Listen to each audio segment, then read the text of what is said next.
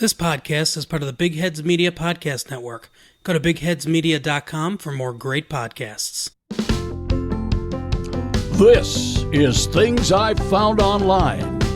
I'm Jamie Alcroft. Breathalyze your listening device and drive safely, because today we're exploring the dangerous cocktail called news and entertainment. Our guests are investigative journalist Diane Dimond, podcasters Omar, Crook, and Brandon Ogborn. Plus, we are joined by former senior assistant DA for Santa Barbara County, Ron Zonen. Our panel today includes Mann. The topic is the trials of Michael Jackson. And here is your host, Louise Palanker. Wheezy. We've got an impressive panel, and so we will be addressing some big questions today. How is the limitless flow and availability of information affecting public opinion? Is there a sustainable business model which will keep newspapers, magazines, and podcasts afloat and thriving? Does that model involve advertising or a paywall or a combination of both? Welcome, guests. By way of full disclosure, former prosecutor Ron Zonen is my current husband, and where does... I like that. Current. That's funny. But there's still time to everybody. And I know you're wondering, where does a writer, producer, radio network entrepreneur from suburban Buffalo meet a Santa Barbara prosecutor? At the Michael Jackson trial, of course. Come on. Today, our focus will be the Michael Jackson trials as we explore how high-profile criminal cases intersect with modern media. The Michael Jackson trial epitomized the collision of news and entertainment because the celebrity of the defendant created a media spectacle, and we, the public, had been so thoroughly entertained, hypnotized for decades by the defendant, that there was no jury of his peers. He was, in fact, peerless. Could any trial be fair? Brandon and Omar, I'm going to thumbnail you two and your own special alchemy, if I may, for a moment. Improv comic and opera star joined forces to create a sweeping and brilliantly exhaustive 13-part podcast about the trials of Michael Jackson, because why not? So take it from there. How did this become a thing? Full disclosure, Ron Zonen is my ex-husband. Did you meet on a trial too? We did. But he's my first I husband. was That's how also Jamie and I met. acquitted as well. Omar, why don't you tell how we met? Yeah, so I've got my own podcast called Living with a Genius, and where I interview really interesting people, geniuses, and Brandon was on it too. So was I, genius. Yes, that's right. I tried out but missed. It's never Failed too the late. test. Never too late. Yeah. Study. So it's a long form interview podcast. So we spent my interviews are normally like an hour long, and we ended up spending like 3 hours together. And then we ended the episode, and we spent the rest of the evening together. And we really hit it off. And living Current husband. Current husband. Ron's Yeah. my next husband. Sorry, Brandon. But being in LA, it's hard to find people that you really connect with. And so he had this idea called Telephone Stories, and he had never done a podcast before, and he was obviously impressed by my acumen. And so we partnered up and started working together. It's one of the best things that's ever happened in my life, as a matter of fact. And it was, it kind of great. started, the Jackson story was just originally just going to be one episode in like a season. We're going to do a whole season, and some episodes were going to be like, my dad spent 8 years working on a board game about Rush Limbaugh that he won't like give up the dream about. We're going to do one on a haunted. Hurry, Christmas is coming. We're going to do one on a haunted house, and then Jackson was going to be one of them. And then as I started kind of reporting on it, it grew from 1 to 3 episodes, and it was going to be like, oh, the big finale of the season will be this Jackson thing. And then when it came time to edit it, I'd never written a radio script before, and it was like 30 pages, which ends up being 90 minutes in radio. So it was going to be this like 6-hour saga. And then my manager was like, you should just go out and pitch this as a series to see if somebody will pay for it, and just focus it on Michael Jackson. And that's when I came across talking to Ron. Diane Dimond was one of the first people I called, and she was incredibly helpful and resourceful and gave me a lot of names to check out, a lot of leads. And it was about a 2.5-year process. And it started airing on the Luminary network in the spring. Describe and explain Luminary. Well, Luminary is a new podcast platform. You can download the app. Anybody can listen to it, and then they reserve a certain amount of their programming under like a premium heading, which takes a monthly fee, like a Netflix type. It's like a Netflix type business model. And other than that, it's a regular podcast player. It's really well organized, and we were very lucky to be included in their premium programming. Yeah, I mean, we're a couple of bozos, and when I heard, like, the shows were going to be like, Leon Nafik had a documentary, Lena Dunham had a series, Trevor Noah, Russell Brand, Michael Rappaport, and then it was like, and a waiter and an opera singer. Weird-ass 17-hour radio documentary on Michael Which Jackson. one of you is an opera singer? Yeah. Omar is. Oh. Yeah. Omar is an opera singer.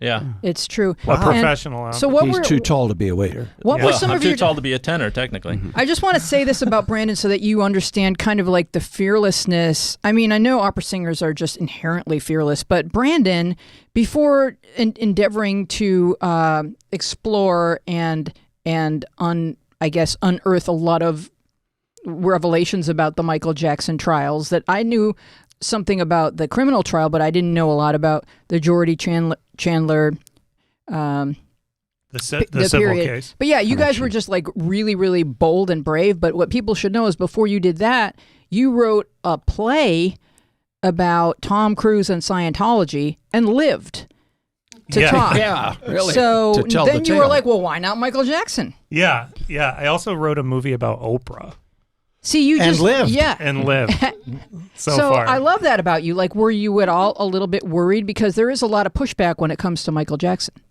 I'm sure that if I didn't write the Tomcat Project, I wouldn't have ended up with the Jackson Project.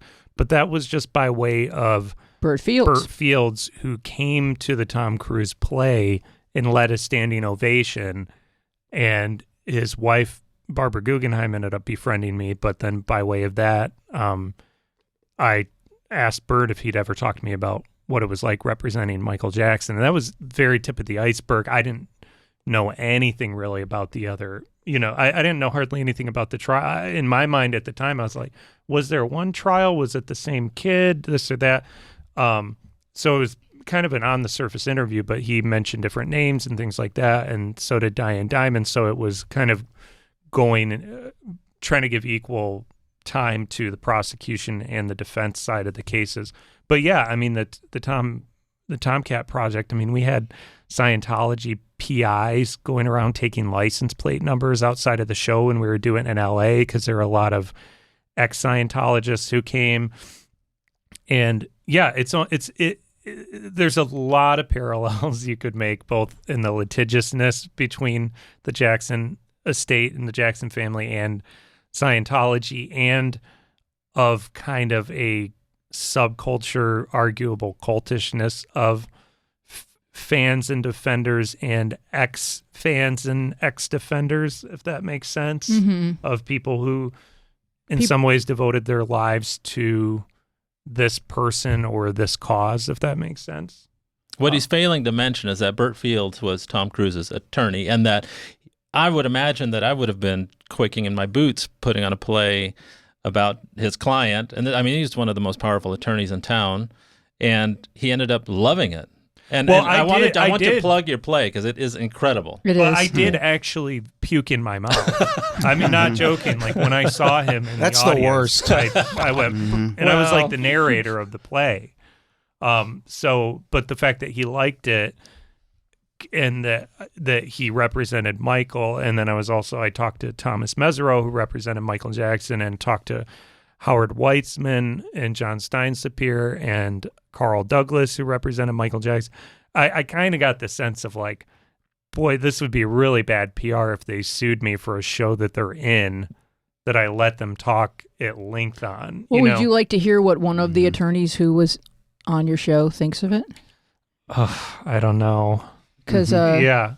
this guy listened to I it, do. and we got him all logged in. He's not good with technology, but so there was that heavy lift. And Ouch. but once he started, it would be like every night, be like, oh my gosh, I'm listening to Brandon and Omar's podcast. Like, go ahead, Ronnie, you tell them. Oh, I'm not really big on technology. I mean, I have to get Louise to change the cartridge in the fountain pen for me, and that's even a challenging experience. But I was giving a speech in Santa Barbara at the courthouse on the Jackson case and the Jackson trial, and I thought, okay, it's been 14 years since the end of the trial, and maybe I should refresh my recollection. He didn't remember my name. I didn't remember which one it was. I married after the trial was over, and why method. There were a lot of options, you know. It was Diane Dimond. I mean, there were a lot of people. Latoya, yeah. Scott Ross. Yeah, so yes, and definitely not Scott Ross. Okay, and she's not Tito.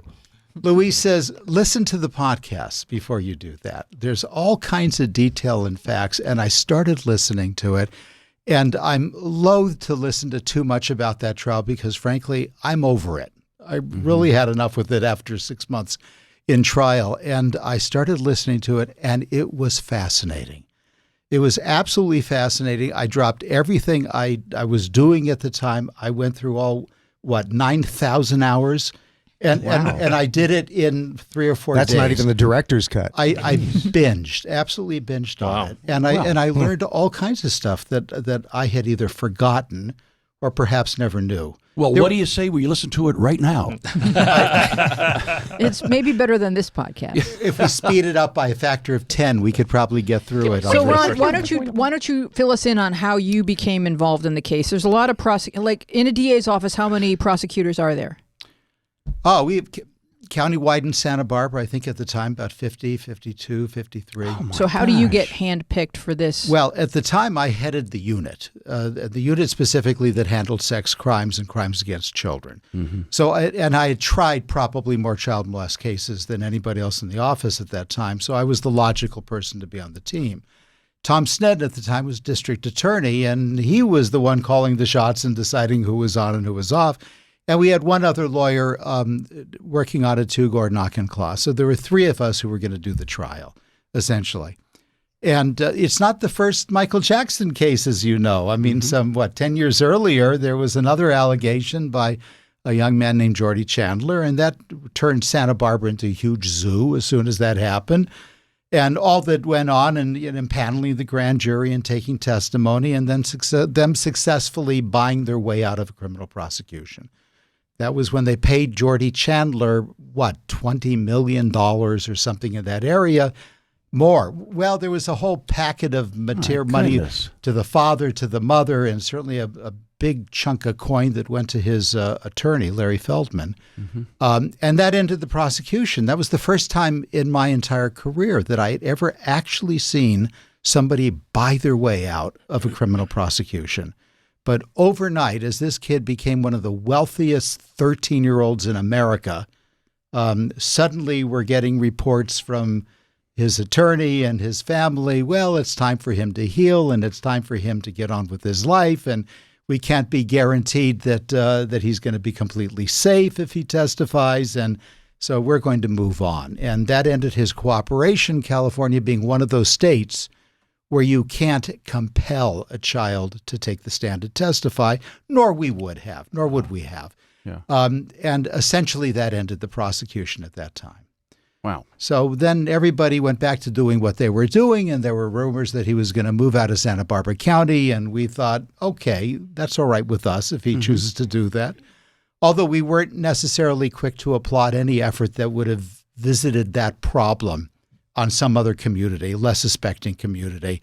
So on one part of us thought, yeah, better he should leave, and the other part said, we know him. Yeah. If there's any community that could best guard against that menace, it's probably us, as unpleasant a task as we found it. And about 10 years later, we come up with another allegation, and that was, of course, the current case. And that began the whole investigation. Now, Diane, you were also interviewed extensively for Telephone Stories. Did you learn anything new from listening to it? Oh yes, I did. I'm like Ron. I completely I'm going to square myself up here a little bit. I had forgotten a lot of things. And I just want to say, Brandon and Omar did a fantastic job. I mean, Brandon and I don't know how many hours we've spent on the phone together. And I realized this is not a journalist. He's a screenplay writer. He's a waiter. He's a comedian. But he has this journalistic instinct to dig, keep digging. And I really admired it. But yes, I did learn several things or was reminded. And I'll tell you two. Number one, Carl Douglas was one of Michael Jackson's many, many lawyers. And in the interview with Brandon, he seemed to be conceding that his client was actually guilty of child molesting. I mean, he didn't come right out and say it, but he also didn't defend him. He didn't defend Michael Jackson either. Brandon can probably talk more about that. And the second boing, boffo thing that I learned was the very last episode. Yes, you have to listen to all, kajillion episodes. Okay, it's 13, I think, where he reveals that in 1993 and 4, and remember, I'm the one who first broke the story back in 1993, August, about this kid named Jordy Chandler. I had no idea at the time that the district attorney's office in LA learned that Miko Brando worked for Michael Jackson. Well, who's his father? Marlon Brando. They called Marlon Brando into the district attorney's office to question him about what he might know about Michael Jackson. And again, Brandon should probably tell this story, but Brando, in effect, says, I confronted Jackson about his sexuality. And yeah, he probably was a child molester. Seemed clear to me. So those were two of the many, many things I learned or was reminded about in this really, really good telephone story podcast. And Diane, your book, Be Careful Who You Love, is now available on Audible with brand new chapters. Mm-hmm. And it's narrated by Diane herself, which is, so you get people 13 hours and 51 minutes of Diane talking to you. Wow. And who wouldn't sign up for that? Yeah. So, well, you can even listen to it free if you just get on there and just listen to it all, right away in like a month's time. It's free. Well, you wouldn't mind reading it to me again over the phone, though, would you? Yeah, I'll call you after. All right. Oh, it's one of those phone calls. So can you tease out a little bit that's in your 3 new chapters? I have 4 new chapters. Okay. Just quickly, look, Jackson, the book originally ended in 2005. He's acquitted. Now he gets on with the rest of his life, and whatever happens is up to him. So I went back and I traced what did he do after 2005. He lived this crazy nomadic life. So that's one chapter. Another chapter has to do with the jurors in the criminal trial. And I discovered that 4 of them now openly say that they were misled into voting guilty by the jury foreman. They claim that he ignorantly guilty or not guilty. Well, he insisted, the jury foreman, according to these jurors, insisted that they had to have a smoking gun. It can't just be testimony. It can't just be one person's word against another. You have to have a smoking gun. You have to have a videotape of the molestation. You have to have a doctor's report about the molestation, which is stupid. I mean, that's not the way it works. But they now say, knowing what they know, that that's not true. You don't have to have a smoking gun. They would have voted the other way. But they get jury instructions, don't they, Ronnie? Oh, yes. The lengthy collection of jury instructions. So why would he be trying to convince them of something that wasn't true? Because they weren't paying attention to the jury instructions. They were paying attention to this celebrity sitting in the front of the courtroom who did not look like somebody who would necessarily do well in prison. And that's one of the things that motivates people. The trial of a celebrity is very different experience than the trial of somebody nobody knows, nobody has ever heard of, and nobody has any investment with. This jury knew Michael Jackson. Many of them knew him intimately, not personally, but everything about his life, his music, his performance, his fame, his celebrity, it all influenced every aspect of their decision. And they loved him. Oh, absolutely. Yeah. Oh, I used to sit in that courtroom and watch the jury watching Jackson and not listening to the witness on the stand. It was compelling. If I could just quickly say, in other chapters, I go into the inside Team Jackson, because I got one of the unindicted co-conspirators to talk to me and tell me what was going on inside Team Jackson. How were they doing damage control about this second very public accusation against Jackson? And then finally, I tackle some of the myths that still live out there on the internet. Brandon has run into many of them. I know that, Ron, you know many of the internet myths that are out there. And I finish up by telling you that for some, this is a podcast, right? Some goddamn reason, the Santa Barbara County Sheriff's Department and the Santa Barbara District Attorney's Office have destroyed the Michael Jackson file. Now, that means that no scholars can ever go back and study this trial or study the way the investigation unfolded. Everything has been destroyed. I think that's sad. Really? Can you speak to that, Ron? Yeah. My gosh, did that happen? Ron. Oh, Ron. Oh, Ron. And how did that happen? It was a talented, handsome prosecutor who happens to be married to the woman to my right, For now. who actually supervised the close down of that case. But there's a reason for it. There was, of course, a reason for it. We needed the room. I mean, it was taking up an entire office worth of space, all those boxes. He's dead. We're not prosecuting him again. Okay. And that material and the trial and everything about it is all public. It's all been turned over to one source after another. Books have been written about it. Is it digitized at all? Or I would disagree. I don't think all of the information came out. I mean, some of the forensic auditing you did on Michael Jackson's finances and how many families had received payouts, and that never came up at trial. Well, we didn't have that information. I mean, there was a limit to how much financial auditing we were able to do based on the material that we seized from inside of his house and based on the search warrants that we were able to serve. But that was a minor aspect of the trial. I mean, that was all related to the fact that Michael Jackson was hemorrhaging money like crazy about the time all of this happened. I mean, that's what started the whole process of him bringing in Martin Bashir to do a documentary that was supposed to make him famous and popular again, the way Bashir's documentary did to Lady Di in England. And it backfired. It didn't work. But the whole reason he brought Martin Bashir in was because he was going broke quickly. Actually, he was broke. His debit was much higher than his assets. And he thought that would reverse things and bring it around. We did enough of a financial aspect on this to be able to develop the motive part of all of that why all this happened and how it happened was this effort for him to become unburdened from this financial debt because he was simply spending too much money and not bringing nearly enough money in. Well, there was also information in that file about witnesses who never, ever were called. And I think you're remembering who I'm talking about, Ron. One person who I thought would have been a terrific, almost star witness, got arrested right before the Jackson trial. So he never, ever did come to testify. But in that file, you had the information about what he was going to say. And I think that's important. I'm sorry all that stuff got destroyed. Well, all right. Did it really get destroyed or just redacted? Was there redaction action? No.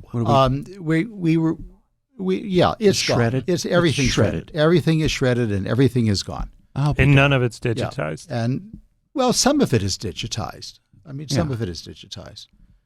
I don't mean to put you on the spot, but why did that happen? Just because he's dead and he was taking up space? There will never be another Michael Jackson prosecution. Mm-hmm. And we were getting hit with freedom of information requests and reporters and journalists constantly contacting us. And to go through 100,000 pages of material to respond to those requests was simply burdensome. We're not a big office.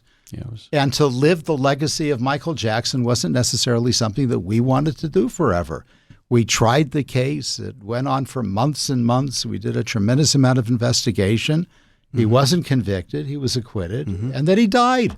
And there's a limit to how long we want to be involved in this process. And it's not going to go on forever. Gotcha. Forever. Jamie and Danny, do you have any questions for our guests? Wow. I didn't know there was going to be a pop quiz. Yeah, I didn't know that we were going to be stunned. cross-examined. I now want to obviously listen to this podcast. Yeah, to I've hear- got to listen to this podcast as well. But Danny, you have some personal, up close and personal Michael Jackson stories. I Yes? have several contacts over the years. I used to work in variety TV, as Louise knows, and the Jackson 5 guested on several of the shows I worked on, Sonny and Cher, Cher. Our production company also did a Jackson 5 series. So I kind of was around them and hanging out with them and just observing them, and was a huge admirer of them. And, so this other big floating question, which you may want to get to later, or that kind of hovers over this and any discussion like this, the Woody Allens of the world, the Michael Jacksons, etc., because it's come across my transom many times, is when you admire somebody and love their work and are a huge fan, and something goes terribly, terribly wrong, and you find out horrible things about them, or allegations, if not proven or whatever, does that taint your admiration of the person's skills or art or what you loved about them? Can you still like that stuff? But knowing what you know, I know people that it's over, dead, gone, out of my life, and other people can't do that. And I'm curious where some of you stand on that, having been through what you've been through regarding him, or anyone like a Woody Allen or whatever. Or Weinstein or whatever. Yeah, well, whatever it is, yeah, because, I don't know if it's a definitive answer, but you guys have been more in depth in it. Well, I'm living it right now at my work at LA Opera. Are they doing a Michael Jackson opera? No, Placido. Yeah, my boss. Oh, Placido sure. Domingo just stepped down, right, because of allegations. And to answer your question, the reason that I got into opera was Placido Domingo. Oh. I saw him at the Metropolitan Opera many, many years ago. I met him backstage. He tried to pick up on my girlfriend. It was all fine. And he was my hero. I mean, he really was my hero, and he still is in many ways. I also know some of the people that are involved in these allegations. And it's complicated, and I think with Michael Jackson, it's the same. I don't think it's a binary choice. I don't think it's one or the other. I remember, and I go through this on our podcast, the day that I got Thriller was for Christmas. Yeah. I put it in my Walkman. I'd never heard anything like it in my life. I became a fan instantly. I mean, I remember hearing Off the Wall for the first time. I just couldn't believe it. And I still listen to it, and I still can't believe it. But people are complicated, and I think Placido was and is the greatest opera singer of all time, the greatest advocate of our art form of all time. The 350-year history of opera, nobody sung more roles than Placido Domingo. Wow. He is, in my book, unequivocally the best of all time. And it may be true that he also did some things that weren't great. I don't know. It could be true. But it doesn't take away the fact that he was the greatest of all time. I like Wagner, too. He was not a nice guy. Right. I like Strauss, too. Not a nice guy. We deal with it in classical music all the time. In pop music, it's a little bit more accepted, I think, in some ways. And I'm still a huge Michael Jackson fan, even though he may have done the things that he was accused of doing. Okay, so What I would like to say in regards to that is that there have been recently a lot of revelations about a lot of people. And what you have to keep in mind is that a lot of different talented individuals worked on The Cosby Show or on this movie or on this recording of Michael Jackson. And so I don't think that we have to throw it all away just because we're really upset about a certain behavior, because there's other people who contributed, and also because people are complicated. And so I think as best we can, because the list of no more Mel Gibson, no more Woody. I mean, the list is let me check do you want to go to the movie? Let me check my list. Yeah. And then the products that we're supposed to be boycotting. And, it just goes on. And so I mean, is Annie Hall a terrible movie because of it? No. No, of course I think not. once we get, that these are human beings and That's have the right. same frailties as we do, and some of them went too far or whatever, some people are very absolute in their attitudes about that, and other people go, I don't condone what he did. That's horrible, but this piece of art is wonderful. This I separate record the is art. great. Yeah, separate the art from the artist, But it has to be a personal choice. Of course. I just want everyone to remember that it's not one person who makes any of these intricate art pieces of art. It's always a team, and everybody's work is of value. So we're going to break for a commercial, and then when we come back, we're going to talk about Leaving Neverland. Hello from Ireland. Need to catch up on your documentaries? Well, don't worry, we've got you covered. Here at Docs That Rock, we review the best documentaries on the planet. Watch out because they're not spoiler free, but hey, that might suit you. Subscribe and download the weekly dish on Docs That Rock, available at bigheadsmedia.com and all good podcast providers. Okay, we are back with our panel. Hey, it's masculine, but I like it too.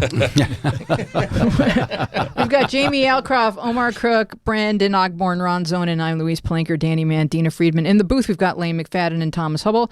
And I have a question for the panel. That's like you just introduced your band. That was really great. On bass, Mr. Walker Davies. And the guys wear shirts. And on drums. All right. Can the availability of streaming media change mindsets, or does the available selection of content... This is when the wacky neighbor comes over. Yeah. Oh, Don. I heard your phone ring. Yeah. Oh, Don. Oh, there's brownies. Okay, here's the question again. Can the availability of streaming media change mindsets, or does the available selection of content keep us more firmly entrenched in our camps? Who on the panel has watched Dan Reed's documentary Leaving Neverland? Anyone? Me, I think a show of verbal everybody hands. has. So, Ron, you prosecuted the case. Diane, you reported on the case. Michael Jackson is a beloved figure who left us with a legacy of phenomenal music. Yep. What changed with Leaving Neverland? Diane, you want to grab that? Or Sure. I'll tell you what I think changed. Okay. Look, I started reporting on this in 1993. I then broke the story in 2003 that there was a second young accuser. I went to the trial. I covered it in 2005. I wrote a book about all the years I investigated this case. And I still had people come up to me and say, oh, gosh, do you think he really did it? I mean, what do you think? Okay, I tried to, in my book, be very unbiased and whatever. But Leaving Neverland on HBO did something unheard of in terms of this story. It let you hear from the horse's mouth, so to speak, from two men who said they were victimized as children. Mm-hmm. And so you watch their faces and you watch their demeanor and you watch them show the wedding ring that one of them said Michael Jackson gave him when he was 12 years old when they got married. And you heard the other one talk about being on all fours with Michael Jackson behind him. I'll say no more. And you couldn't help but just be mesmerized by what you were hearing. There was no upside for these two young men to come forward and say what they were saying, unless, of course, it was the truth and they were unburdening themselves. So I think it struck a chord with so many people that watched it, and it's a record-breaking audience at this point, that I'm not asked anymore, gee, do you think he did it? I'm asked now more often, how did he get away with it? What about you, Ronnie? Is that what Well, that was exactly my observation, and I've said that on a few occasions. I mean, for years after the trial ended, if I was interviewed by someone from the press, inevitably the first question is, do you really believe he did it? Do you think he did it?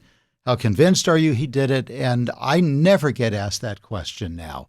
The question I get asked is exactly the same. How did he get away with it? Mm-hmm. And I think it's not just Leaving Neverland, which was profound. I mean, it was a remarkable 4 hours of television, which I think reached millions of people, and it was very well done. And yes, you could hear it directly from the mouths of these two men who had both experienced it and both lived the consequence of long-term molestation, which affects you in a profound way, and particularly affects you when you don't tell anybody about it. You keep it secret. Inevitably, the same thing happened to both of those two young men. They had children of their own, and there's something about looking into the eyes of your own child and wondering whether or not the experience that you had leaves you as a fit parent, whether or not you're going to be able to raise a child properly, whether you're going to be able to protect a child, whether you're going to be exposing your child to some problem that's inherent in your own history. All of those are issues that come out, and they have to be addressed in ways that can't be done silently. They have to get help. They have to talk about it. And so America had the opportunity to witness that happening in that 4-hour documentary, and it was remarkable. Yeah. Can I just interject real quickly here? One of the most memorable moments of the trial for me was when Wade Robson took the stand. He was the who appeared in the Leaving Neverland documentary. When he took the stand, first lead-off witness for the defense, the cross-examination was done by Ron Zonen, the guy sitting right there next to Louise. I remember it. I will never forget. Now, remember, in 1993, I was reporting about Wade Robson. Yeah. In 2005, I wrote about him in the book, and I wrote about Jimmy Safechuck, the other young man you see. And when Ron did the cross-examination of Wade Robson, he was very tall and strapping, and he was, yes, Michael's my friend, and Michael's a great guy. And Ron, one of the first things Ron did was cross the room to the evidence table, and he picked up a big picture book that had been taken from the master bedroom of Jackson's bedroom, and it was full of naked boys swimming, naked boys bending over, naked boys doing all sorts of things, full frontal nudity. And he put it in Wade Robson's hand, and he said, "You're a father now?" "Yes." "Well, what would you think if you, some older man, 45-year-old man, showed this kind of a book to your son?" I'm paraphrasing you now, Ron, because you were so eloquent, and I'm not being eloquent. My point is, I watched the demeanor of Wade Robson go from stock straight to down here somewhere. Cowed. As he tried to answer Ron's very pointed questions. Would you feel comfortable having your little boy look at a picture book like this with a total stranger, a much older man? And I could tell right then and there, Wade Robson was a man with profound problems. It's like you don't get that kind of body language because you're confident in what you're saying. I thought it was one of the finest pieces of cross-examination I've ever seen. And I've been in a lot of courtrooms. Thank you. I actually do remember one of the questions. And there were a number of questions, obviously, because I showed him a lot of photographs during that time. You did. A lot of books. And from a few different books. And the one, I started off with the collection of photographs out of this one book of naked children frolicking in a stream and climbing up trees and all over the kind of publication you would expect to find in a book in the home of a classic pedophile. Frankly, it's the type of thing that they enjoy. And the question that I posed to him was very specifically, a man, an adult man, a man in his 40s, who finds this type of material to be interesting. Are you comfortable with the idea of a man who finds this kind of material to be interesting, sharing a bed with a succession of young boys? That's right. And the answer was no. And the answer was no. Now, then there was a break, and he talked to Mesereau, and he talked to... And then he tried to correct himself. And he tried to correct himself, and then he was hedging his bets a little bit by saying, well, this material is actually pretty innocent. It doesn't depict sexual conduct. I'd be more concerned if it was interested in material that had sort of sadomasochistic themes. And of course, I immediately walked and got the book that had sadomasochistic themes. Oh, you mean this one? Yeah. And I opened it up and I found exactly the page and I put it in front of it and I said, "You mean like this?" And I had him describe it, and I had him describe some of the other pictures. And I was hoping that would carry the day. Well, kind of what I got from reading, I wasn't in the courtroom like Diane was, but from going through the what was it, 11,000 pages of testimony. We couldn't get through it all, but that was a highlight in the scenes we did of the trial, and the latter episodes of Telephone Stories was kind of recreating that through narration. And if I recall correctly, not only him, but kind of the defenders that came through once the defense case started, because I think you guys had 110 witnesses and the defense had 40, was when the prior bad acts witnesses came. So it was Wade, Culkin, who else was it? I'm trying to think. Brett Barnes. Jason Francia. There's this psychology that's a defender uses of, well, yeah, but it's Michael Jackson. And I think Wade even said that, but it's Michael. If it was anybody else, I wouldn't. And I think that's kind of the broader cultural question that's being asked by people who both defend him and saw Leaving Neverland and were profoundly moved by it to believe that he was, after all, guilty, was you can do all these things that a pedophile or a child sex offender would do. You can behave this way in public. You can have all these oddities in private. You can have all these accusations against you. But it's Michael Jackson, so of course he would have all these people coming after money. And he didn't have a childhood, even though a tremendous amount of other successful entertainers didn't, and they don't pal around with children all the time. I found one of the oddest things in our show was in the last episode when we talked to Howard Weitzman, who was very gracious and generous with his time, but he was answering in a way that was defending Michael Jackson, but also kind of answered the intent of our series, because we were less about proving that he was guilty or not and more about hearing how the cases broke down. And I asked him, because he's currently in litigation with Wade Robeson and James Safechuck because of Leaving Neverland and HBO. And I said, how do you reconcile that survivors of child sexual abuse often defend their abuser for years, sometimes in court? Their memories are fluid and change of the abuse. They lie about it and deny it. And then typically male child survivors grow up and have children of their own, and then they have a catharsis or they decide to go public and start a case against their defender. And that a defender typically loves children, wants to spend his time with children, wants to create an environment that gives them access to children, truly loves children, gives to charity all the time, and says that if somebody asks them if they have sex with children, they say, I'd never hurt a child. How do you reconcile that with Michael Jackson and his accusers, Wade and Jimmy? And he said, it does if you believe them, and it doesn't if you don't want to believe them. Yeah. So I feel like as much as the broad public was touched by Leaving Neverland, there is a subsection of the Moonwalkers and of Jackson defenders that they'll never be convinced. I think one of the things that happens with child sex abuse victims is that when the abuser is good, this is something we're doing. They use the word we and they kind of like create this world where this was always our idea, when obviously it was no child's idea, but the child does fall in love, and then the sex feels good, and so we're in this together. We've done this together, and even when the child becomes a man, he's not able to separate the boy he was from the man he is, unless or until he has a male child.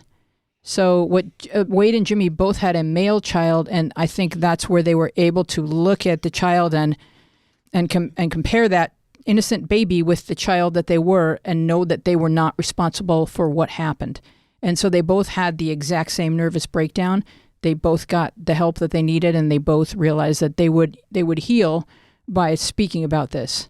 So that was one of the wonderful things about the documentary for me, was that it gave voice to what a lot of people have. Michael Jackson's a superstar, but a lot of people have been molested and have had a similar situation where locally the person who molested them was a superstar, like Jerry Sandusky, or like the priest, or a coach, or a beloved teacher. And so you kind of carry that with you, because you would never sell that person out, because it's like selling yourself out. And also they're typically mentors, and even stay into the victims' lives, even when they're into adulthood, checking in on them, getting them jobs, doing favors for them. So there is still that mentorship dynamic that was with Sandusky, which is with a lot of Catholic damage priests control and things like that. Yeah, damage control, exactly. They don't want to be given up. They don't wanna... I'm just kind of wondering, I watched Leaving Neverland. I thought it was a great documentary. I was very moved by it. I feel like anybody who is a victim of abuse or has trauma in their life can easily relate and can see parallels between, what the boys were saying, of course, what everybody's talking about, as you have your own kids, everything starts to hit you that you have been able to repress. What kind of makes me nervous is I feel like this particular documentary about this, with all of these circumstances, maybe is not the best way for two victims of abuse to publicly come out in terms of the long-term repercussions for people who go through similar things, because they came out, what Brandon was saying, that you believe it or you don't believe it, and you're going to find whatever information you want for either side. To me, I can't imagine watching it and still thinking that, Michael didn't do anything.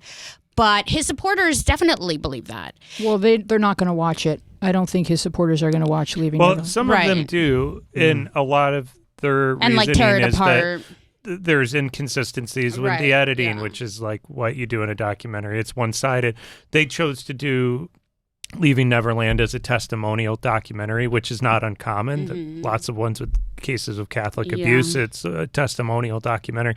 Omar's and I, for good or ill, is more of a traditional news kind of, but this guy says this and this one says that.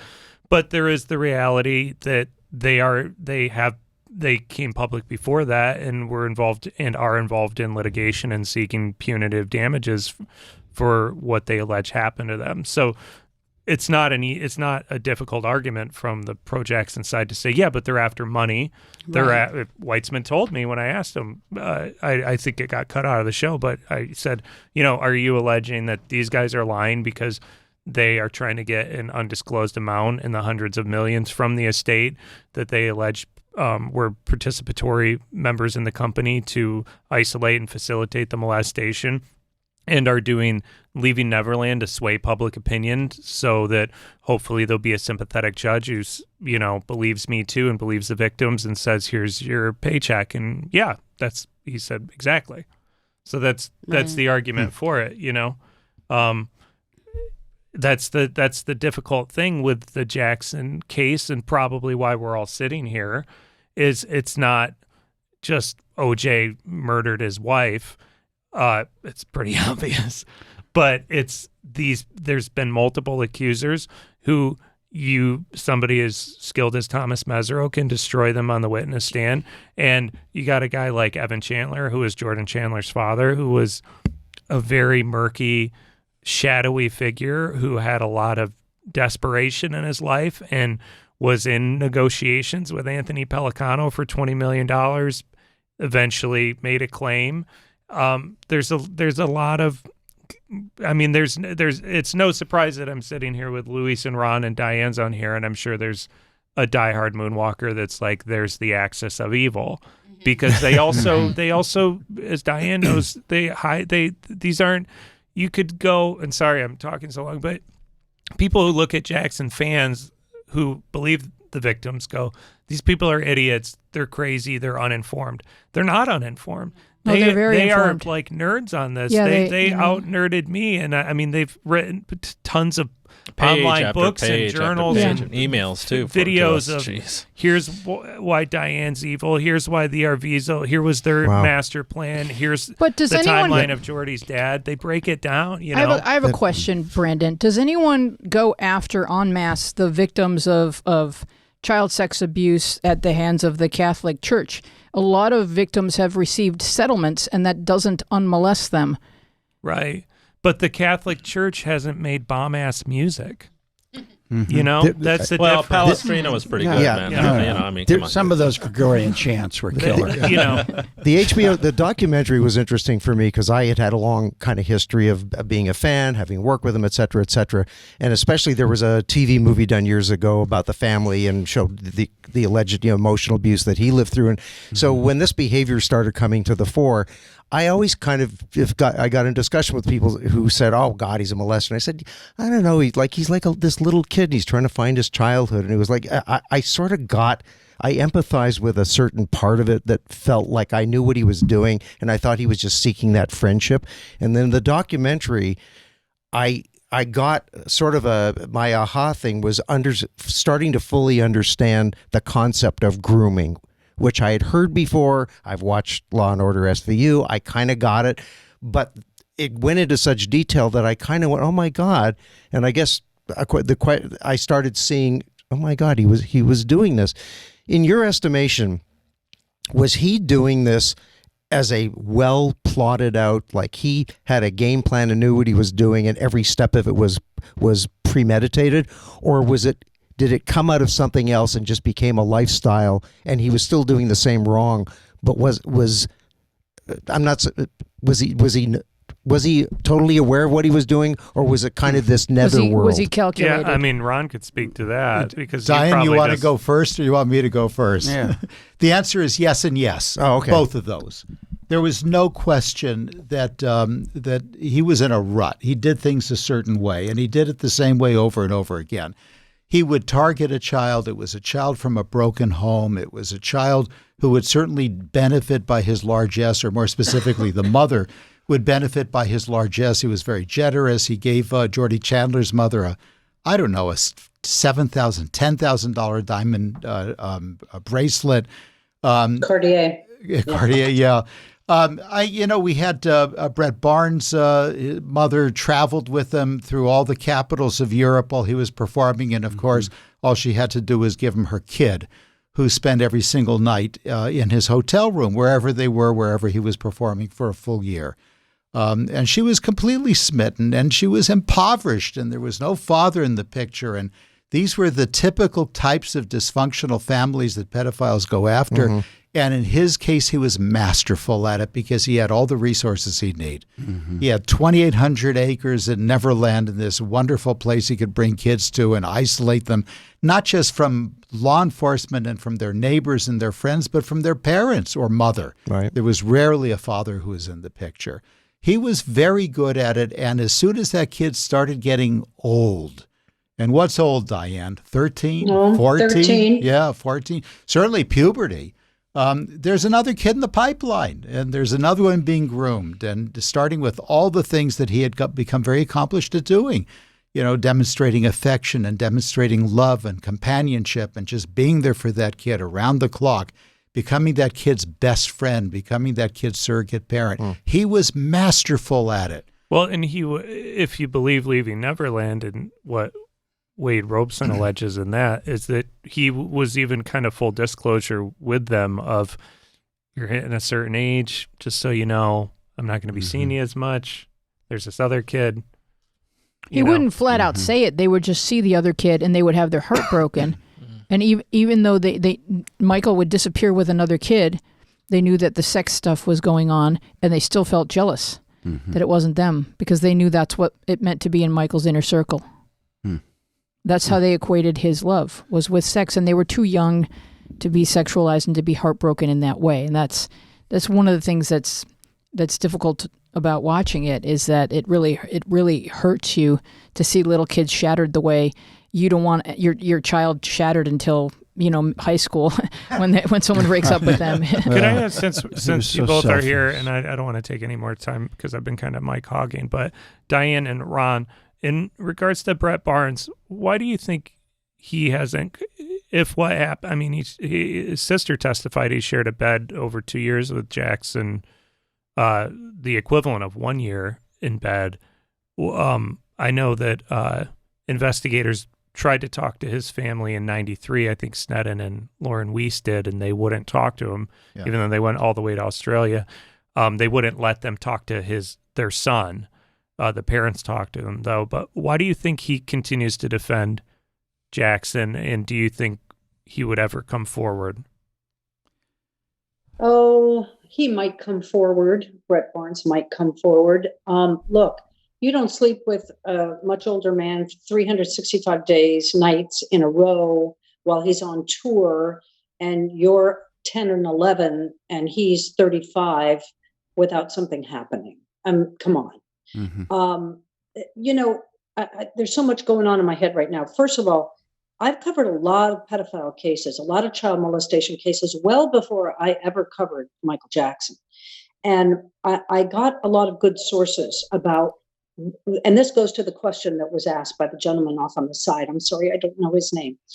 Danny. Was this a plan in Michael Jackson's head?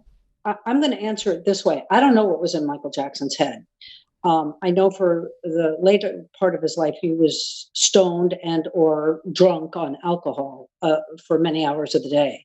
But I had a expert source in a man named Ken Lanning. He is an FBI agent who wrote the profile of a pedophile for the FBI, the Behavioral Sciences Unit. And if you wonder if a pedophile has a plan, I really encourage you to read, I think it's chapter 8 in my book. It's how Ken Lanning defines a pedophile. And what episode is it? Is it on your podcast? Yeah, we spoke to Lanning too. Episode 6, which is actually, we interview Lanning and another FBI agent, Jim Clemente. Right. And that episode is not connected to Jackson specifically. It's just how pedophiles work. And I've had so many parents say, this is the most important thing I've ever heard about protecting my children, is this episode of crystallizing how they work. Finish your thought. For those fans who often say, oh, he couldn't have been a pedophile. He's Michael Jackson. I just encourage people to figure out, how does a pedophile work? They work at being a pedophile every moment of every day, according to Ken Lanning. Everything they do is part of the dance, or the hunt, as he called it. Preferential pedophiles, those who would rather have a child than an adult, engage their whole life around attracting children to them. And it's frightening when you think about it. As Ken Lanning said, they are the most personable, cunning, crafty individuals you will ever come across, because they appear so normal and they appear so loving of children. Think of the scoutmaster or the priest. And so that you never see it coming, that the parent gets seduced first. And that's what we heard in Leaving Neverland. And that way they get to the child. But I want to just stop you for a moment, because there are a lot of people in your children's lives who are going to be a wonderful influence, them role models, mentors, etc. How does a parent know the difference between just an excellent scout leader and someone who's going to pose a danger? Did anyone watch the documentary on Netflix called Abducted in Plain Sight? I encourage everyone to watch this, because it's just about a really charismatic gentleman who wants to become best friends with this family, and he seduces every member of that family. He plays the note on the piano that every member of the family needs to hear. He's in love with the wife. He's in love with the husband. And while no one's paying any attention, he drives off with Jan, the 12-year-old. So there's a difference between someone dangerous, someone, for the next thing you know, oh, well, we love having, Tom over, and it's just, I can't believe he picked us to be his best friends, and aren't we lucky? And then, oh, Tom's camping with Jan for 2 weeks. Like, what's the defining line so that Tom is never camping with Jan for 2 weeks? Like, how can parents know who's a good influence on their kid and when things have gone too far? Louise, you hit the nail on the head. It's when they sleepovers. want to be alone with your child. Right. When they want to be alone with your child, I'll take Jimmy camping. I'll take Jimmy to my house for an overnight sleep. That's when the alarm bell should go or off. things are ending really late. Why doesn't she just sleep over? Those are the warning flags. Yeah. I mean, most adults can't wait for bedtime because the kids go elsewhere. Yeah. I'm in it right now. Yep. Yeah, I think Lanning or Clemente might have said it. If a kid, be leery if somebody wants to spend more time with your children than you do. You know, and I love children, but really, you know, when they put their heads down and it's like, oh my God, it's quiet. You know, that's normal. Yeah. Yeah. As much as we all love kids. I don't think you have to tell Brandon that. He's got a He's got a little baby.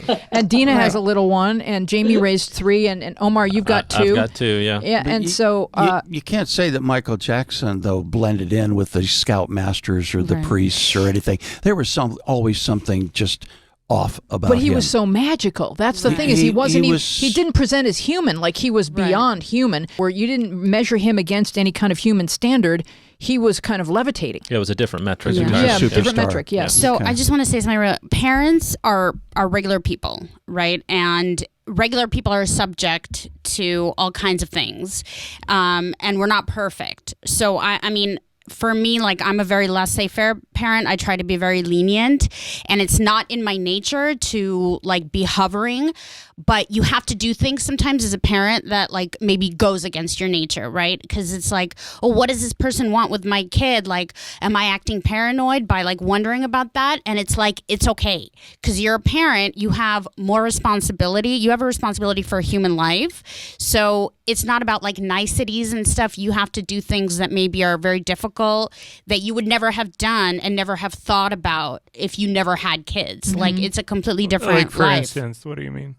Well, like if somebody wanted, let's say I was in a situation where somebody wanted to be alone with my child. My first thought was like, oh, like they're taking an interest in my kid, like how nice. And then I would think, is there anything fishy about this? And then immediately counter that with like, well, why are you being so paranoid? You're probably like out of your mind and, you know, acting crazy. Like most people are not pedophiles. And, you know, why would you? This is like your anxiety talking. But it's okay. It's okay to feel those things because you're a parent, and those are the things you should be feeling. You should be pushing yourself out of your comfort zone where you don't want to think about bad things happening to your child. You kind of have to sometimes in order to make sure that you're being vigilant. Yeah, I read a book on sexual assault on women, and most sexual assaults on women happen because women get in a zone where they could have escaped the assault, but they don't want to be rude. Exactly. They don't want to make a wave. You're like, well, I guess I'll hold the door. Yeah, I'll hold the door for you in the apartment to come into the complex. I guess. Well, exactly. You're kind of close in the elevator. I don't want to say, you know. I just as a really, really quick story. When I first moved to Los Angeles, I didn't drive. I'm from New York City. I didn't drive for a long time. So I'm like this little girl sitting at bus stops all the time around LA, and I got a lot of people offering me rides. Very often I had men offering me rides, and I took some rides that I probably shouldn't have just because somebody was being nice, and I just felt bad. I felt bad saying, oh no, I don't need that. Like, that would be so rude. And just thank God that nothing really bad ever happened to me. So I think you can easily spread that thinking to your kids, like, oh, I'm not going to be like, why be crazy and think about bad things? Bad things can happen, and it's your job as a parent to like feel sometimes uncomfortable thinking about those things in order to keep your child safe. As a parent, you just have to be overly cautious about everything. I think whether it's crossing the street or the food they're eating or the people they're hanging out with, you have to be, that's part of being a parent. You can't be your child's best friend. Right. Well, and I think when they're at the right age, pre-puberty, you talk to them about this, like safety. It's don't cross the street without looking. Yeah. If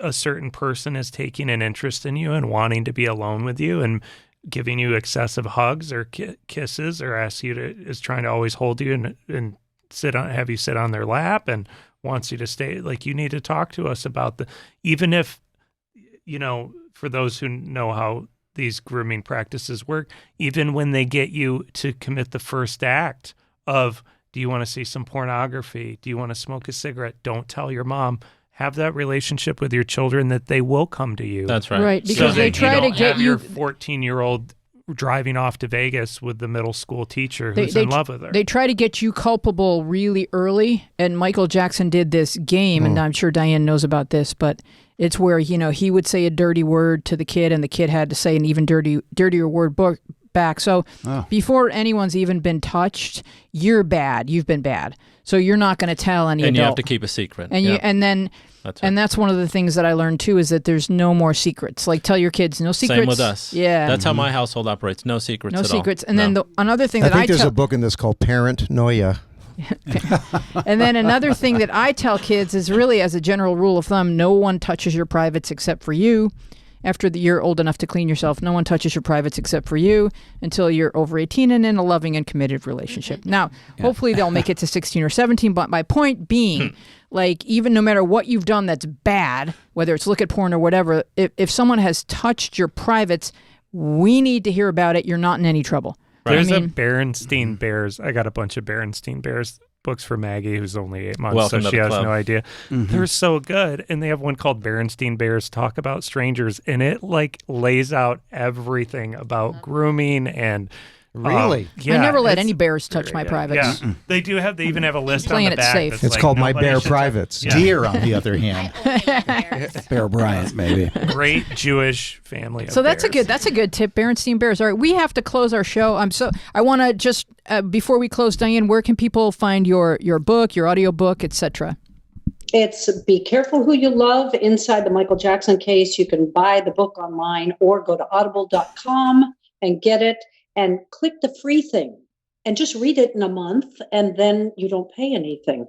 Can I say one more quick thing? Sure. There was a suggestion that those young men coming forward on Leaving Neverland may have dissuaded other victims from coming forward. I'm going to argue with that. I can't tell you how many people wrote to me after Leaving Neverland, after watching that, saying, I'm a victim of child sexual molestation. And those two were so brave.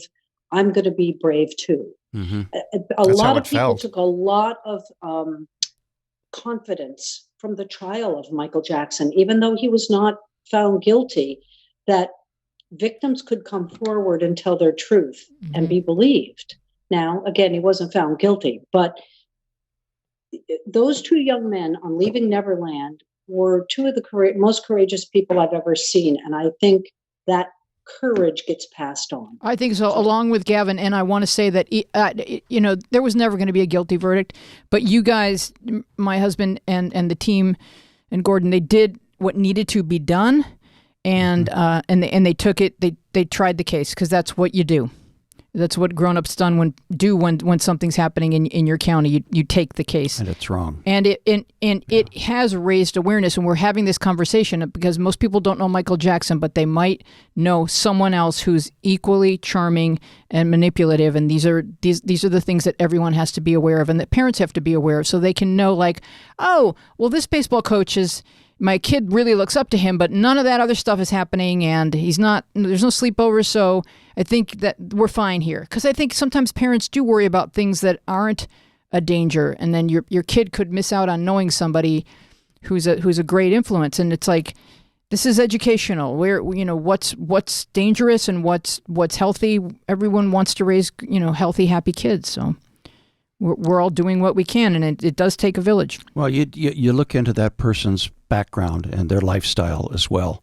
I think that has a lot to do with it.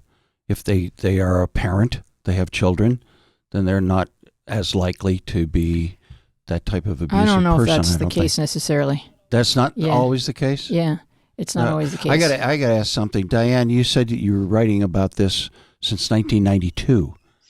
3. Okay, 93. You must have just been so frustrated that, did you feel like no one was listening to you, that you were just kind of, I don't know, yelling in a barrel? Well, yeah. My husband tells a great story that I first broke the first allegation against Jackson in August 1993 on the television show Hard Copy, if you remember that show. And I lived in Los Angeles. We lived in Los Angeles at the time. And every morning he'd go out to get the newspaper to see, surely the LA Times is going to be reporting about this. And I was hanging out there for about a week before somebody else finally picked it up, and it was in the newspaper. And then Jay Leno started making jokes about Michael Jackson wanting to shop at Kmart because they had little boys' pants half off. Yeah. And right. at that point, I thought, okay, some people are listening now to what I have discovered, and they can decide on their own whether he's guilty or not. But yeah, there were some really lonesome times out there. I bet. And there were some frightening times. I mean, I still get death threats to this day. I think Brandon's getting them now too after My telephone goodness. stories. Probably, Ron, you're still getting them if you'd ever check your Facebook page. I think that's why I don't check my Facebook page. That's a good reason to stay unplugged, right? We're all here just trying to do the right thing, trying to protect kids, and trying to just let people know what is dangerous and what isn't, and where you can kind of like relax, and the conversations that you do need to have with your children. Where can people find telephone stories, gentlemen? Go to Luminary. And there's also a 30-day free trial. There is on Luminary, and we have a website too. Problem is the show is 33 hours. So those last 3 hours they get you. I put up a great episode guide and a couple videos and some stuff about Brandon and I, and we don't have any pictures of dogs yet, but we're working can you on guys that. click on that link we have? Telephonestories.org. Telephonestories.org is where you're going to find it, and you guys are up for a bunch of awards, and we're being submitted for a number of things, which is really really exciting. Are there Poddy awards, like PODDY? There should be. That'll be soon. Yeah. There's awards. You're going to win them all. Yeah. There we go. Telephone Stories. That's a nice sketch. You both look my friend Jacob in New York did that. There's the Potty Mouth Awards. Next week we go after Tito. Thank you to our guests, Diane Dimond, Brandon Ogborn, Omar Crook, and Ron Zonen. Thank you to Jamie Alcroft and Danny Mann. Our producer is Dina Friedman. Our tech team is, it looks like it's Lane McFadden and Thomas Hubble. Our sound mixer is John Maddox. Our webmaster is Bill Filipiak. I am Louise Palanker. We will see you next week. Be safe, be well, be kind.